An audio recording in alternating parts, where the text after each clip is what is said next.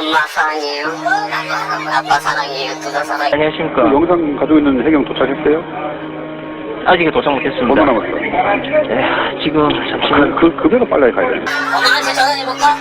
엄마 마지막이지.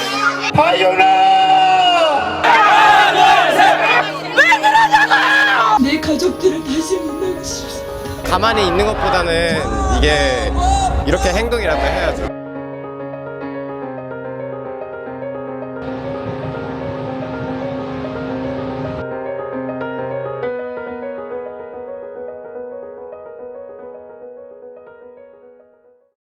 이제 하면 돼요? 네.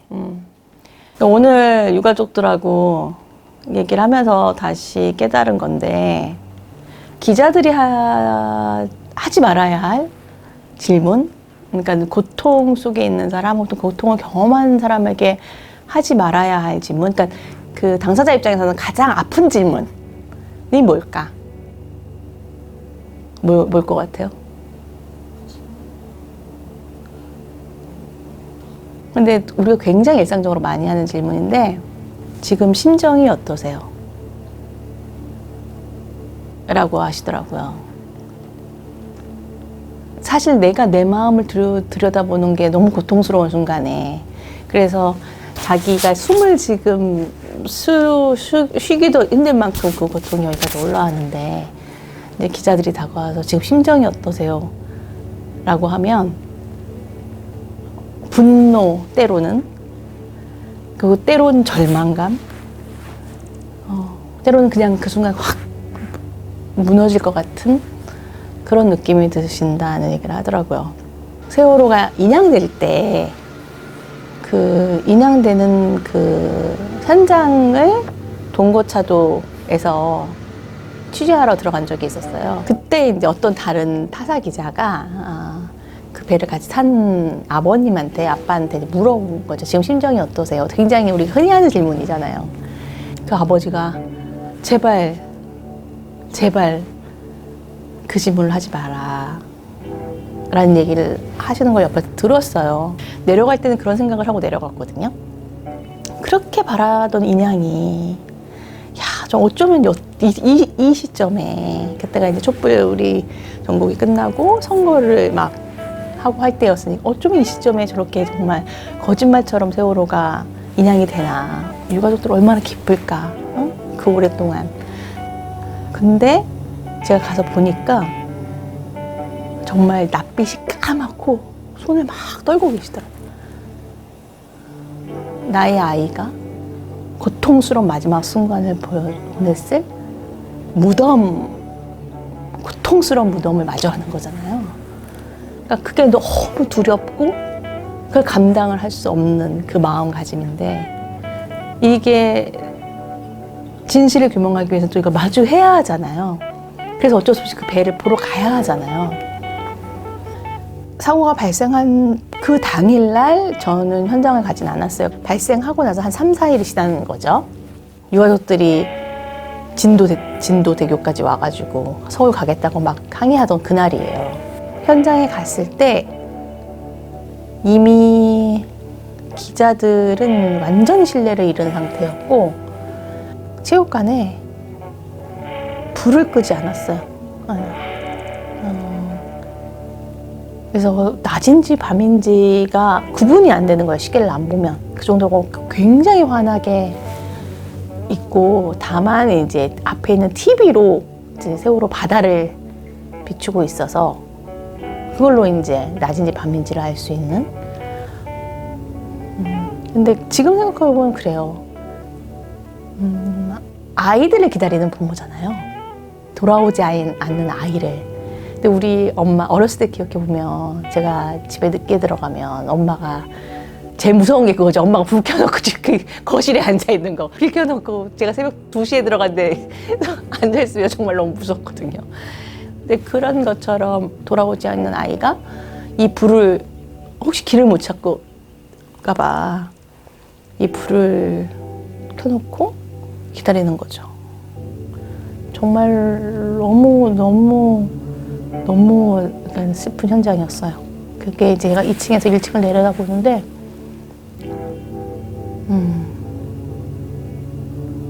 정말 슬픈 현장이었던 것 같아요.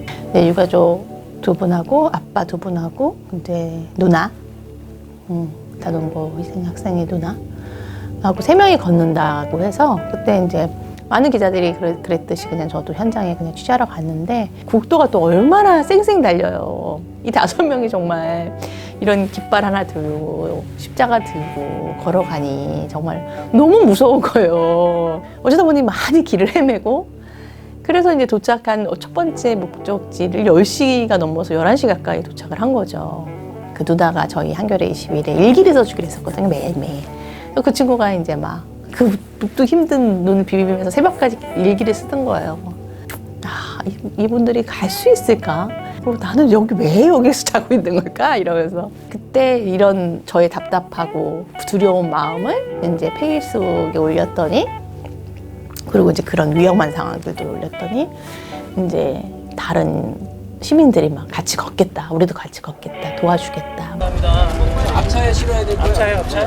목마르니까 어떻게 알고 오셨어요? 저기 알잖아요. 그나저나 고생돼. 빌려왔어. 페이스북 보고 알게 됐거든요. 힘들어하실 텐데 못 걷잖아요. 이렇게 하루 이틀이라는 걸 수 있어도 저 한 벌써 열 며칠 되셨는데 그 같이 걸어주는 것만 해도 힘이 되실 것 같아요. 새벽 5시 보통 그 정도에 저희가 출발을 했는데요. 도대체 이 많은 사람들이 이 시골길에 어떻게 와 있지? 할 만큼 많은 사람들이 정말 뭐 40-50명들이 모여요. 그 5시에 그 40-50명이 둘러 앉아서 각자의 마음의 기도를 하는 거죠. 각자의 신에게. 어떤 마음으로 어떻게 여기에 와서 이렇게 걸었을까? 그 새벽에 모이던 그 사람들, 그 새벽의 그 모습.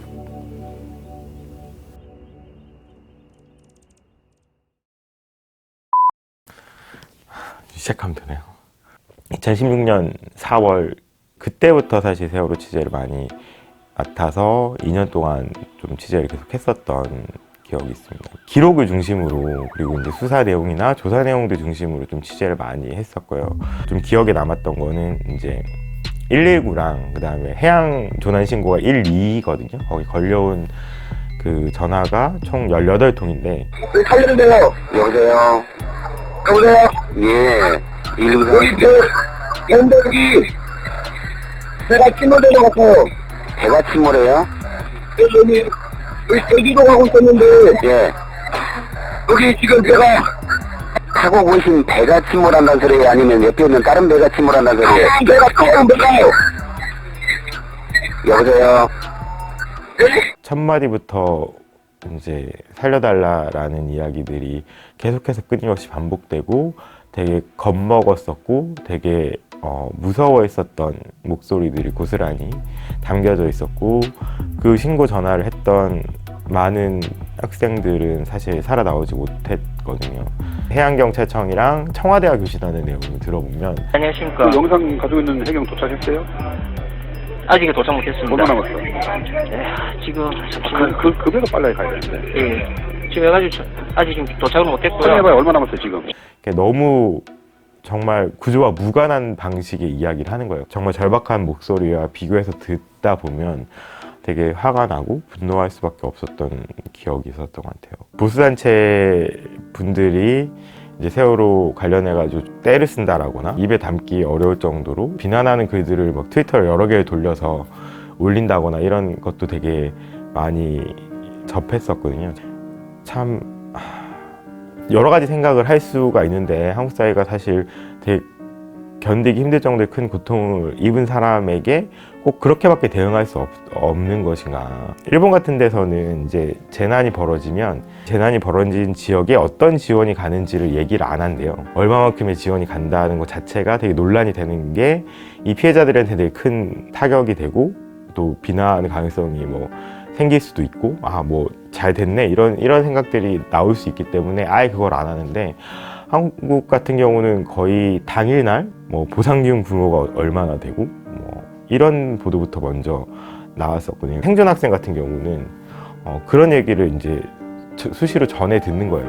야, 너희는 살아도 왔고 보상도 받아서 좋겠다. 사실 그때까지 보상이라는 게 뭐 없었거든요. 보상을 받았을 거다라고 생각을 하고 걸러지지 않고 이야기하는 사회였다라는, 제일 좀 오늘 세월호 생존학생 인터뷰를 하고 왔는데, 잊어버릴 수 있으면은 오히려 좋겠는데 잊어버릴 수 없을 만큼 너무 큰 사건이고, 오히려 이거 계속해서 끊임없이 기억해야 되겠다라는 생각을 한다는 이야기를 하더라고요. 그리고 많은 사람들이 내 주변에 이미 잊어가고 있는데 나라도 잊지 않아야 그때 세상을 떠난 친구들한테 덜 미안할 것 같다는. 기자라는 직업은 처음 만난 사람, 그다음에 처음 당하는 사고, 처음 당하는 어떤 일들을 매일 접해야 되니까 그거에 대한 당혹스러움. 사고 현장에 도착을 했는데 왠지 모르게 구조 활동이라고 느낄 만한 행동들이 없었어요. 어둑어둑해져가지고 소위 말하는 카메라에 노출이 나오질 않아서 카메라 감도를 굉장히 올리고 파도에 제 몸과 카메라를 낚여서 파도가 칠 때 저도 같이 움직이면서 최고점에 올라가 있을 때 철커덕 한 커트, 내려왔을 때 딱 정지되어 있을 때 철커덕 한 커트, 어두운 밤에 조명탄 쏘는 아래 구조 작업도 안 하고 바다에 세월호 선수 부분이 있는 그 사진을 찍게 됐습니다. 무트로 나와서 보니, 상황을 보니 팽목항은 아비규환이었어요. 처음으로 기레기란 말을 거기서 처음 들었어요. 기레기, 기자 쓰레기. 거기 대부분은 전부 다 기레기가 돼 있었어요. 저는 너무 가슴이 아팠어요. 근데 여기서 또 사진기자의 어려움을 또 말씀드리면은, 글은 이렇게 멀리서 눈으로 보고 마음으로 느껴서 원고지에 그다음에 어두로 쳐서 기사화할 수 있는데, 사진은 내 눈에 들어있는, 내 가슴에 들어있는 거를 끄집어내서 인화하거나 JPG 파일로 형상화시킬 수 없어요. 바로 들이대야 되거든요. 굉장한 사실은 무서운 존재죠. 그 또래의 아이를 갖고 있었던 그 아버지입니다. 조금은 더 들여다보고 살펴보고 싶은 그런 마음이 조금은 더 있었던 것 같아요. 5년을 앞두고 4월 9일, 10일, 11일 이렇게 진도를 내려갔었는데 벚꽃이 보이더라고요. 벚꽃. 처음으로 봤어요. 근데 저는 약간 소름도 끼치고 소름도 돋고, 벚꽃이 진도에 들어서서 팽목항까지 가는 25분 정도의 거리, 그 벚꽃이 올해만 핀 게 아니고 지난 5년 동안 계속 피어 있었어요. 이 시기에 보질 못한 거죠. 처음으로 5년 만에 진도에서, 진도대교에서 읍내에서 팽목항까지 가는 길목에 벚꽃을 보긴 봤는데 제대로 찍지는 못하겠더라고요. 어쨌든은 아니지만 이렇게 좋은 날, 화창하고 그 1년 중에 만물이 소생하고 새싹들이 돋고 그렇게 화사한 벚꽃이 만발할 때 아이들이 엄마 이름을 부르면서